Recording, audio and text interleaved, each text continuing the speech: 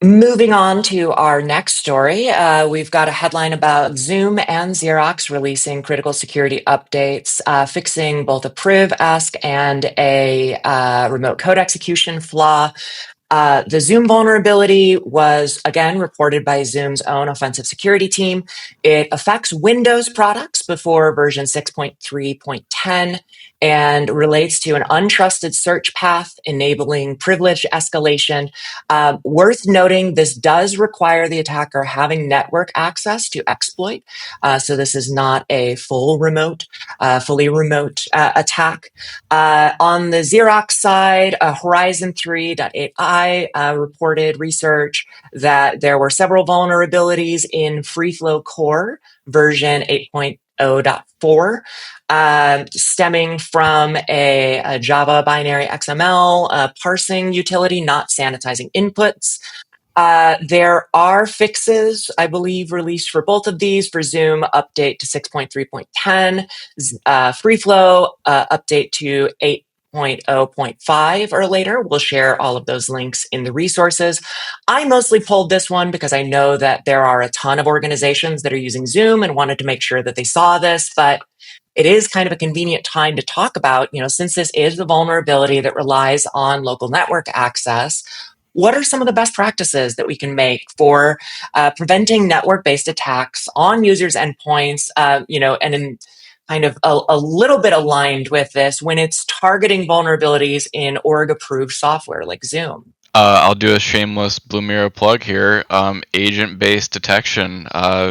Keep an eye on the things that are happening in your environment through agents. Whether it be obviously Blumira has those, CrowdStrike, others as well. So, and again, props to an internal team for coming out with this. Now it's the user's job to act on patching and getting everything updated. So.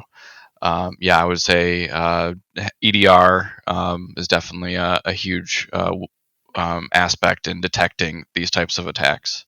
Yeah, I think the biggest thing here too is like the actual like privilege escalation and the tools that they're using to like do the privilege escalation. Like there's always going to be some kind of like a new threat or new technique.